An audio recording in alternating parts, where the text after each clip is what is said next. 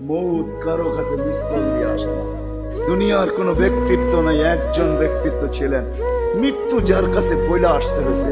আল্লাহ নিজে বলছেন মালাকুল মৌতকে, বন্ধুর কাছে যাবে, অনুমতি দিলে ঢুকবে, নাইলে ঢুকবে না। অনুমতি নিয়ে বুকে হাত রাখবে, নাইলে রাখবে না। আমার বন্ধুর অনুমতি ছাড়া হাত রাখবে না বুকে।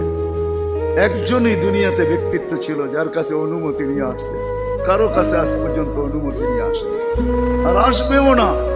সত্য এটাই। এই জন্য আসেন, ওই জান্নাত, এটাই আমাদের ছোট জীবনটার উদ্দেশ্য। এই জন্যই আল্লাহ ডেলি ডাকে, 5 বেলা ডাকে, গ্রান্টির দিয়া ডাকে, সিল লাগায় ডাকে। 5 ওয়াক্ত নামাজ যদি উম্মত কমপ্লিট করে দেখাইতে পারে, আল্লাহ আমাদের নবীজির সাথে ওয়াদা করছেন, আমিও আপনার উম্মতের জীবনকে কমপ্লিট করে দেখাই।